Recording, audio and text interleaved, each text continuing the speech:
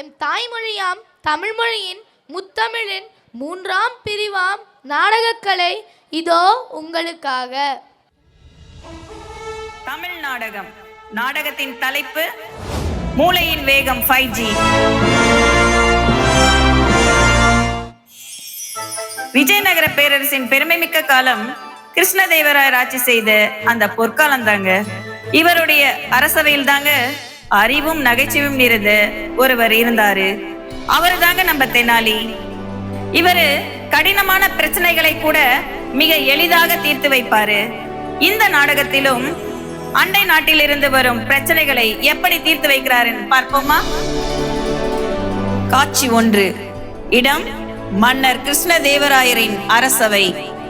மன்னர் வருவதற்கு முன். என்ன இது? வெகு நேரமாக கனியை தேடுகிறேன், கனியை காணவில்லையே. குருவே குருவே குருவே, அரசவைக்கு ஏன் இவ்வளவு தாமதமாக வருகிறாய்? கனி எங்கே? கனியா? மாங்கனியா கொய்யா கனியா? நான் ராஜகுரு, என் வித்தை என்னிடமே காட்டுகிறாயா? என் சிஷ்யன் கனி எங்கே? குருஜி, கனி போயிட்டான், நம்மளை விட்டே போயிட்டான். என்ன, நம்மளை விட்டு போயிட்டானா? என்ன கூறுகிறாய்? இல்ல குருஜி, இந்த விஜயநகரத்தை விட்டே போயிட்டான். விஜயநகரத்தின் விகடகவி தெனாலிராமன் வருகிறார். கேட்டீர்களா தெனாலி? கனி விஜயநகரத்தை விட்டே போயிட்டானா? ஓ, போயிட்டானா? இனி அவனுக்கு நல்ல காலம்தான். என்ன தெனாலி, உன் குடுமி எப்படி இருக்கிறது? பத்திரமாக பார்த்துக்கொள். என் குடுமி நன்றாக தான் உள்ளது. உங்கள் குடுமிதான் அரசர் கையில் உள்ளது. விஜயநகரத்தின் மிகப்பெரிய ராஜகுரு நான். என்னையே எதிர்த்து பேசுகிறாயா? நேரம் வரும்போது பார்த்துக் கொள்கிறேன். மகாராஜா கிருஷ்ணதேவராயர் அரசவைக்கு வருகிறார். நாட்டின் நலன் காக்கும் மன்னர் வாழ்க வாழ்க. முராராய கண்ட கிருஷ்ணதேவராயர் வாழ்க வாழ்க. அமருங்கள் அமருங்கள். சபையோட செயல்பாடுகளை ஆரம்பிக்கலாம். ஆகட்டும் மன்னா. நம் ஆட்சியில் மக்கள் அனைவரும் மகிழ்ச்சியாக தானே இருக்கிறார்கள், எந்த குறையும் இல்லையே. நாட்டு மக்களின் நலனையே நினைத்து நல்லாட்சி செய்யும் தாங்கள் இருக்கும்போது என்ன கவலை மன்னா? அப்படியா? மிக்க மகிழ்ச்சி. மன்னா, தங்களை காண அண்டை நாட்டிலிருந்து அறிஞர் ஒருவர் வந்திருக்கிறார். அப்படியா? அவரை வரச் சொல்லுங்கள். அறத்தின் வழி நின்று ஆட்சி செய்யும் மன்னா, உங்களை வணங்குகிறேன். தாங்கள் வருகைக்கான நோக்கம் என்னவோ? மன்னா, நான் பல நாடுகளுக்கு சென்று பல மேதாவிகளுடன் வாதம் செய்து வென்றுள்ளேன். இதுவரை என்னை யாரும் வென்றதில்லை. அதனால் விஜயநகர மேதாவிகளுக்கு சவால் விட நான் வந்துள்ளேன். எங்களுக்கே சவாலா? சவாலை எதிர்கொள்வதுதானே நம் நாட்டின் சிறப்பு. போட்டிக்கு தயாராகுங்கள் அமைச்சர்களே. தெனாலி கூறுவது போல் அனைவரும் போட்டிக்கு தயாராகுங்கள். கடவுளே, மன்னர் என்னை மட்டும் போட்டியில் கலந்து கொள்ள சொல்லிவிடக் கூடாது. இந்த போட்டியில் நான் கலந்து கொண்டால் விஜயநகரத்தின் மானமே போய்விடுமே. நம் நாட்டின் ராஜகுரு இருக்கும் போது நமக்கு என்ன கவலை? உங்களை பிறகு கவனித்துக் கொள்கிறேன். இவருடன் எல்லாம் போட்டியிட நான் தான் செல்ல வேண்டும் என்று அவசியமில்லை. எனது சிஷ்யன் தென்னாலியே போதும். என்னது, நானா? ஆம் தெனாலி, நீதான். ஆகட்டும் மன்னா. அறிஞரே, போட்டியின் விதிமுறைகளை கூறுங்கள். நானும் என்னுடன் போட்டியிடுபவரும் சைகை மொழியிலேயே வாதம் செய்ய வேண்டும் என்பதுதான் விதிமுறை. தெனாலி வாயை வைத்துதான் பிழைத்துக் கொண்டிருந்தான். இப்பொழுது என்ன செய்ய போகிறானோ? போட்டி ஆரம்பமாகட்டும். என்ன, அறிஞர் ஒரு விரலை காட்டுகிறார். நாம் என்ன செய்வது? சரி, 2 விரல்களை காட்டுவோம். என்ன நடக்கிறது? கணித விளையாட்டா இருக்குமோ? ஐயோ, இப்போது 3 விரல்களை காட்டுகிறாரே. சரி, 1 அதிகமாக 4 விரல்களை காட்டுவோம். என்ன, இவர் 5 விரல்களை காட்டுகிறார். நாம் என்ன செய்வது? சரி, 5 விரல்களையும் மடக்கி காட்டுவோம். ஆஹா ஆஹா, என்ன ஒரு தொலைநோக்கு பார்வை. மன்னா, நான் தோல்வியை ஒப்புக்கொள்கிறேன். தென்னாலியின் அறிவு கூர்மையை நான் மெச்சுகிறேன். தெனாலி மாட்டிக்கொள்வான் என்று பார்த்தால் அறிஞர் மிச்சுகிறாரே. அறிஞரே, தெனாலி வெற்றி பெற்று விட்டாரா? அப்படி என்ன கூறினார்? ஆண்டவன் ஒருவன் என்றேன் நான். சக்தியும் சேர்த்து 2 என்றார் அவர். மூர்த்திகள் 3 என்றேன் நான். வேதங்கள் 4 என்றார் அவர். பூதங்கள் 5 என்றேன் நான். அவற்றை அடக்கி ஆள வேண்டும் என்றார் அவர். சபாஸ் தெனாலி, நம் நாட்டின் கௌரவத்தை காப்பாற்றி விட்டாய். ஆகட்டும் மன்னா, நான் வருகிறேன். தெனாலி, உங்களால் எப்படி போட்டியில் வெல்ல முடிந்தது? நீங்கள் வேறு மன்னா. அவர் என்னை கொன்று விடுவேன் என்றார். நான் இரு கண்களையும் நோண்டி விடுவேன் என்றேன். அவர் நாமம் போடுவேன் என்றார். நான் அதை அழித்து விடுவேன் என்றேன். அவர் என்னை அறைவேன் என்றார். நான் அவரை குத்தி விடுவேன் என்றேன். ஆனால் அறிஞர் அப்படி ஒரு விளக்கம் கூறுவார் என்று நான் எதிர்பார்க்கவில்லை. சபாஸ் தெனாலி. மன்னா, தங்களை காண ராஜராஜ சிம்மன் அரசவையிலிருந்து ஒற்றன் ஒருவன் வந்துள்ளான். அவரை வர சொல்லுங்கள். வணங்குகிறேன் மன்னா. எம் மன்னர் இந்த ஓலையை தங்களிடம் கொடுத்து வருமாறு கூறினார். என்ன ஓலையா? தெனாலி, அதை வாங்கி படியுங்கள். அப்படியே ஆகட்டும் மன்னா. சென்று வருகிறேன் மன்னா. மதிப்பிற்குரிய ராஜாவிற்கு, உங்கள் நாட்டில் மேல் நான் போர் தொடுக்க உத்தேசித்துள்ளேன். என்ன போரா? 3வது பௌர்ணமி அன்று உங்கள் நாட்டிற்கு எதிராக போர் முரசு கொட்டப்படும். எனது நாட்டுப்படையை பற்றி நீங்கள் அறியாததா? கத்தியின்றி ரத்தமின்றி போர் புரிய வேண்டும் என்றால் நீங்களும் உங்கள் நாடும் தோல்வியை ஏற்றுக்கொண்டு நாட்டினை என்னிடம் கொடுக்க வேண்டும். என்னது, நாட்டையே கொடுக்க வேண்டுமா? அப்படி நீங்கள் செய்தால் உங்களுக்கு உயிர் பிச்சை கொடுக்கிறேன். என்னது, உயிர் பிச்சையா? நாட்டில் எங்கேயாவது ஒரு ஓரத்தில் நீங்கள் வாழ்ந்து கொள்ளலாம். இப்படிக்கு ராஜராஜ சிம்மன். என்ன ராஜகுருவே, போர்னு சொன்னோன்னே இப்படி மண்ணை கவிட்டீங்க? ராஜராஜ சிம்மன் நம் நாட்டின் மீது படையெடுத்து வருகிறாரா? அது மட்டும் இல்லை மன்னா, நமது ஒற்றரிடமிருந்து தகவல் ஒன்றும் வந்துள்ளது. என்ன தகவல்? அன்று நமது அரசவைக்கு வந்து சவால் விட்ட அறிஞர் கூட ராஜராஜ சிம்மனின் அமைச்சர்களில் ஒருவனாம் மன்னா. என்ன, அப்படியா? அமைச்சர்களே, உங்கள் கருத்துக்களை கூறுங்கள். மன்னா, தங்களுக்கே தெரியும் ராஜராஜ சிம்மன் படையை வெல்வது கடினம் என்று. மன்னா, போர் ஏற்பட்டால் எண்ணற்ற மக்கள் உயிரை இழப்பார்கள், பெரும் சேதமும் ஏற்படும். அமைச்சர்களே, தங்களுக்குள் என்ன முணுமுணுக்கிறீர்கள்? மன்னா, ஒன்றுமில்லை. எங்கள் அனைவரின் கருத்தும் போர் வேண்டாம் என்பதே. தெனாலி, நீ ஏன் அமைதியாக இருக்கிறாய்? உன் கருத்தை கூறு. தெனாலி மட்டும் என்ன சொல்லிவிட போகிறான்? அவனும் போர் வேண்டாம் தான் கூறுவான். மன்னா, எதிரி மன்னன் ராஜராஜ சிம்மனிடம் நீங்கள் மண்டியிட்டு விட்டால் நாளைய வரலாறு நம் நாட்டையே கேலி செய்யும். இத்தனை நாள் நீங்கள் பெற்றிருந்த புகழோ மங்கி போய்விடும். மக்களுக்கும் பெரிய அவமானமாகிவிடும். அதற்கு பதில் போரிட்டு மடிந்தாலும் மாபெரும் படையோடு போரிட்டு செத்து மடிதார்கள் என்ற வரலாறு இருக்கும். தெனாலி, உமக்கு வரலாறு முக்கியம், ஆனா எங்களுக்கோ உயிர்தான் முக்கியம். தவளை தன் வாயால் கெடுவது போல் நாமே சிக்கிக் கொள்ள வேண்டாம். அமரும் அமரும். ராஜகுருவே, தெனாலிராமன் சொல்வதிலும் உண்மை இருக்கிறது. அடிமையாக வாழ்வதை விட போர் செய்து மடிவதையே நானும் விரும்புகிறேன். மன்னா, உங்களுக்கு என் மேல் நம்பிக்கை இருந்தால் நாளைய பதில் ஓலையை அனுப்புங்கள். ராஜராஜ சிம்மனுக்கு நான் நாளைய பதில் ஓலை அனுப்புகிறேன். வெற்றி நமதே. அவை களையலாம். மாமன்னர் கிருஷ்ணதேவராயர் வாழ்க வாழ்க.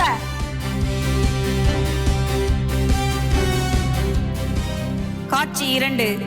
இடம் மன்னர் ராஜராஜ சிம்மனின் அரசவை.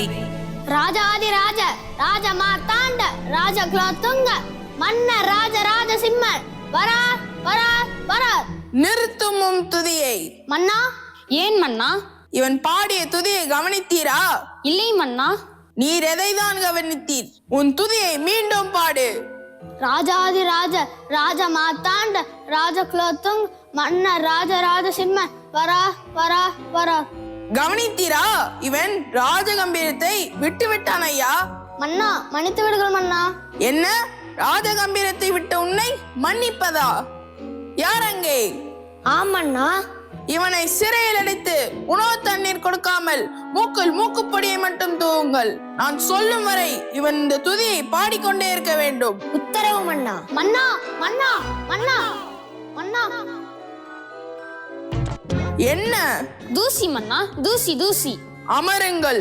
மக்கள் நலமே என் நலம். சபை ஆரம்பமாகட்டும். இப்பதான் ஒருத்தர் மூக்கு பொடி போட்டாரு, அதுக்குள்ள மக்கள் நலனை பத்தி பேசுறாரு. யார் நீ? கருப்பா குட்டைய கனமா இருப்பாரே, அவரை தான் பார்க்கணும். அப்படி யாரும் இங்க இல்லையே. அப்படி என்றால் இந்த ஓலையை நான் யாரிடம் கொடுப்பது?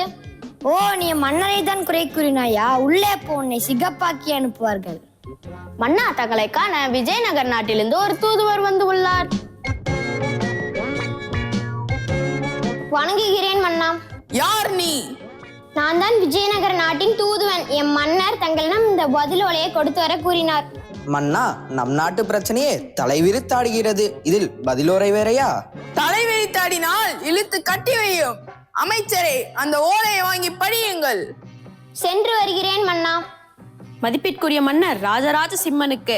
இந்த முறை ஓலையை நான் ஒற்றரிடம் அனுப்பியுள்ளேன். ஏனெனில் சென்ற முறை நான் செல்லமாக வளர்த்த புறாவை நீங்கள் வறுத்து உண்டி விட்டீர்கள். ஆகையால் தான் இந்த முறை ஒற்றனிடம் கொடுத்து உள்ளேன்.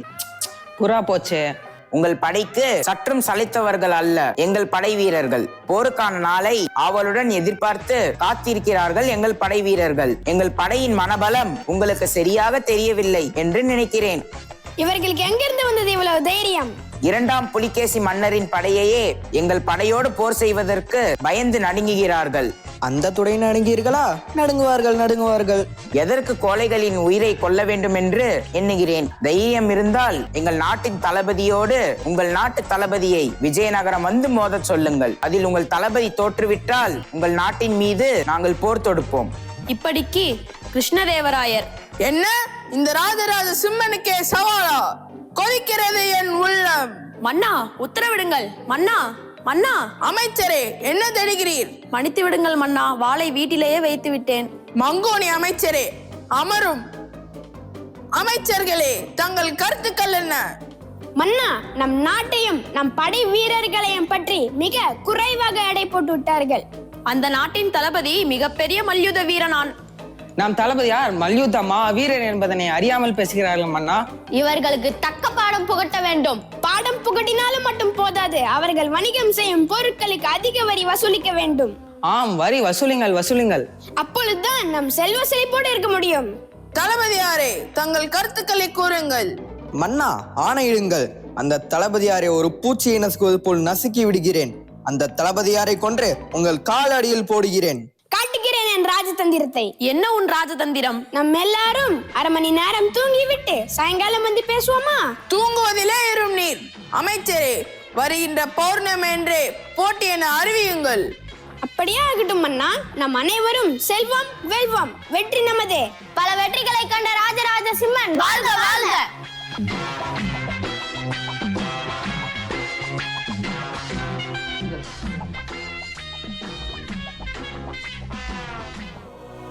காட்சி 3. போட்டி நடைபெறும் இடம் மல்லர்களம். இரு நாட்டு சேனாதிபதிகளுக்கும் மல்யுத்தம் நடைபெறுகிறது. வணங்குகிறேன் மன்னா. வணங்குகிறேன் மன்னா. மன்னர்கள் அனுமதித்தால் போட்டியை ஆரம்பிக்கலாம். போட்டி ஆரம்பமாகட்டும். என் வலது பக்கம் இருக்கும் இவர் விஜயநகரத்தின் கௌரவம், வீரம் சிறந்த திரு கேசரி வல்லவ். என் இடது பக்கம் இருக்கும் போட்டியாளர், இவரை இதுவரை எந்த பயில்வானும் தோற்கடித்த சரித்திரம் இல்லை. இவருடைய புகழை பற்றி மொத்த உலகமே பேசுகிறது. அசத்தலான துர்ஜன். போட்டியின் விதிமுறை: போட்டியாளர் தன் தோல்வியை முழுமையாக ஒப்புக்கொள்ளும் வரை இந்த போட்டி நடைபெறும். போட்டியை ஆரம்பிக்கலாம். அண்ணனோட கையே இடுப்பு அளவோட சிறுசாதான் இருக்கு. அண்ணனுக்கு இன்னும் கொஞ்சம் பயிற்சி தேவைதான். சபாஸ் கேஸ்ரி. இப்போதான் இந்த போட்டி ஆரம்பிச்சிருக்கு. உன்னை அவ்வளோ சீக்கிரமா விடமாட்டேன்.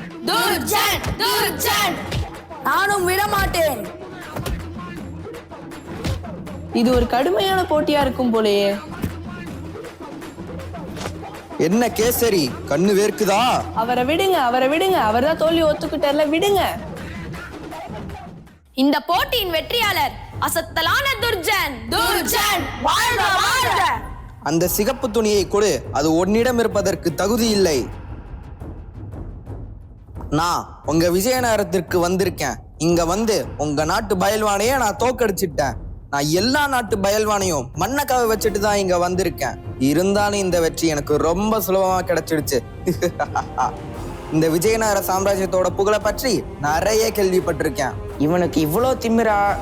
நானே களத்தில் இறங்கி அவனுக்கு பாடம் கற்பிக்க வேண்டியதுதான். போதும் துர்ஜன், உனக்கு எவ்வளவு தைரியம் இருந்தா மகாராஜா கிருஷ்ணதேவராயர் முன்னாடியே விஜயநகர சாம்ராஜ்யத்துக்கே சவால் விடுவாய்? ஆமா, சவால் தான் விடுறோம். இது நாங்க உங்களுக்கு தர 2வது வாய்ப்பு. இதை ஏத்துக்க யாராவது இருக்கீங்களா? எங்க மன்னரே சொல்லிட்டாரு. போதும் துர்ஜன், உன்னோட திமிரை நாங்க அழிக்க போறோம். உன்னை இந்த மண்ணோட மண்ணா கப்ப வச்சு கடுமையா தண்டிக்க போறோம். உனக்கு தைரியம் இருந்தா எங்க தெனாலியை வென்று காட்டு பார்ப்போம். குருவே, நானா? என்ன இந்த புள்ளப்பூச்சியா? யாரை பார்த்து புள்ள பூச்சி என்றாய்? தெனாலிக்கு இருக்கும் அறிவுக்கு ஒரு படையே வந்தாலும் வெல்வான். என்ன தென்னாலி, குத்துக்கல்லுக்கு குளிரா வெயிலாங்கிற மாதிரி இப்படி இருக்கிற? என்ன யோசனை? ஒன்றும் இல்லை மன்னா. நான் வழியில் செல்வோரிடமெல்லாம் நான் போட்டியிடுவதில்லை. நீ ஒரு பூச்சி, உனக்கு வேறு மாதிரியான போட்டி வைக்க வேண்டும். நானே அந்த போட்டியை அறிவிக்கிறேன். 2 மிகப்பெரிய கனமான கம்பங்கள் நடப்படும். அதை யார் முதலில் தூக்குகிறார்களோ அவர்களே இந்த போட்டியின் வெற்றியாளர். இந்த நாட்டை காப்பாற்ற வேண்டிய பொறுப்பு உன்னிடம்தான் இருக்கிறது தென்னாலி. உனக்கு சம்மதமா? மன்னா, என் மீது இவ்வளவு நம்பிக்கையா? சம்மதம். ஆனால் எனக்கு 2 நாள் அவகாசம் வேண்டும். அது மட்டுமில்லை, இந்த போட்டியில் நாங்கள் வெற்றி பெற்றால் உங்கள் நாடு எங்கள் நாடுடன் நட்பு கொள்ள வேண்டும். உங்களுக்கு சம்மதமா? சம்மதிக்கிறேன். அவகாசம் எடுத்துக்கொள், போட்டியில் சந்திப்போம். காட்சி 4. தென்னாலி 2 நாட்கள் அவகாசம் கேட்டதால் ராஜராஜ சிம்மனின் நாட்கள் கம்பத்தை காவல் காக்கின்றனர். அப்போது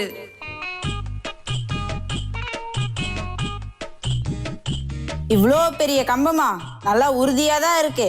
அங்கே பார், தெனாலி வரான். வணக்கம். வணக்கம் வணக்கம். நீ எப்படியும் இங்க வருவன்னு தெரியும், அதனாலதான் நாங்க இங்க காவலுக்கு இருக்கிறோம். நீ இந்த தூணை சதி செய்ய தானே வந்திருக்க? நான் இந்த சதியை செய்ய வரலைங்க. இந்த தூணுக்கு பூஜை செஞ்சு நாளைக்கு நடக்க போற போட்டியில ஜெயிக்கலான்னு வந்திருக்கேன். வேணும்னா நீங்க கூட என்ன ஆசீர்வாதம் பண்ணுங்க. கையில என்ன இருக்கு? சீக்கிரம் காட்டு. இது வெல்லம் நல்லா இனிப்பா இருக்கும். தாராளமா செஞ்சுக்கோ. ஆனா இந்த தூணை தொட்ட உன்னை உண்டில்லன்னு பண்ணிடுவேன். அம்மா தூண் தேவதையே, நான் உனக்கு செய்ய வேண்டியதெல்லாம் செஞ்சுட்டேன். என் மீதி இறக்கம் காட்டுமா. நடக்க போற போட்டியில நீயே தரையிலிருந்து வெளியே வந்துருமா. ஆண்டவா, என்னை ஏண்டா இவ்வளவு அறிவா படைச்ச? போட வேண்டிய வெள்ளத்தெல்லாம் போட்டுட்டேன். நீ தான்ப்பா எறும்பை கொண்டு வர வைக்கணும். என்ன தெனாலி, போட்டிக்கு தயாரா? இந்த விஜயநகரத்தோட கௌரவமே உன் கையில தான் இருக்கு. என்னது, விஜயநகரத்தோட கௌரவம் என் கையில இருக்கா? நானே இந்த வெள்ளத்துல தான் இருக்குன்னு நினைச்சிட்டு இருக்கேன். என்னவோ, போட்டியில் வெற்றி பெற்றால் சரி. காட்சி 5. இறுதிப் போட்டி. இன்னைக்கான போட்டி ஆரம்பமாகட்டும். தென்னாலியால இந்த தூணை அசைக்க கூட முடியாது. ஆனா இதை தூக்க போறானா? இவன் நகைச்சுவைக்கு அல்லவே இல்லை. தெனாலி, ஏன் சும்மா நிக்கிற? நேரம் வீணாகிறது. அப்படிதான். துர்ஜன், உன்னால முடியும். சீக்கிரம் சீக்கிரம். இந்த போட்டியின் வெற்றியாளர் தென்னாலி. வாழ்க வாழ்க. தென்னாலி, நான் தோல்வியை ஒத்துக்கொள்கிறேன். நீயும் பலசாலி தான். முதல்ல உன் காலில் கட்டியிருக்க சிவபதினிடம் கொடு. கே ஸ்ரீ வல்லவ். தெனாலி, நீங்கள் துணியை திருப்பி கொடுக்கவில்லை, என் சுய மரியாதையை திருப்பி கொடுத்துள்ளீர். தெனாலி, வாழ்த்துக்கள். எங்கள் தளபதியை இதுவரை யாருமே தோற்கடித்ததில்லை. தெனாலி, உன்னாலே எப்படி முடிந்தது? வெள்ள காலங்களில் மக்களை நீங்கள் காப்பாற்றுவீர்கள். ஆனால் வெள்ளம் தான் இன்று என்னை காப்பாற்றியது. வல்லவனுக்கு புல்லும் ஆயுதம் என்பதை நிரூபித்து விட்டாய் தெனாலி. நான் இதுவரை பலத்தால் வென்றுதான் பார்த்திருக்கிறேன். ஆனால் இன்றுதான் புத்தி கூர்மையால் வென்றுள்ளதை பார்க்கிறேன். போட்டியில் புரட்சி செய்த உன் மூளைக்கு என் மாலை இது. இன்னைக்கு தெனாலி தான் வெற்றி பெற்றிருக்கான். புத்திக்கு முன்னாடி பலம் ஈடுபடாது என்று தெளிவாக தெரிகிறது. இது பலத்துக்கு எதிரான புத்தியோட வெற்றி. இன்னைக்கு நீ ஒரு விஷயத்த தெளிவாக்கிட்ட தென்னாலி. பலத்தை விட புத்தி தான் பெருசுன்னு. வாழ்த்துக்கள் கிருஷ்ணதேவராயரே. தங்கள் நாட்டுடன் போர் புரிவதை நிறுத்தி நட்பு கொள்வதில் பெருமை அடைகிறேன். இது அனைத்திற்கும் காரணம் தெனாலி தான். யாரெங்கே பொற்காசுகளை எடுத்து வாருங்கள்.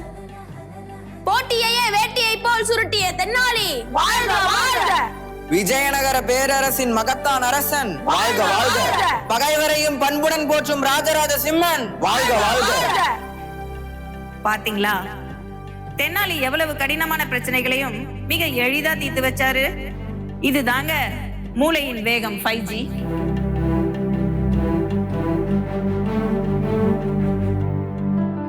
போரில்லா உலகை உருவாக்கிய தென்னாலி போல் நாமும் சண்டை சச்சரவில்லா சமாதான உலகை உருவாக்குவோம்.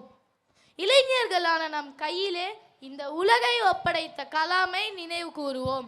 ஒற்றுமை பூமியை உருவாக்குவோம்.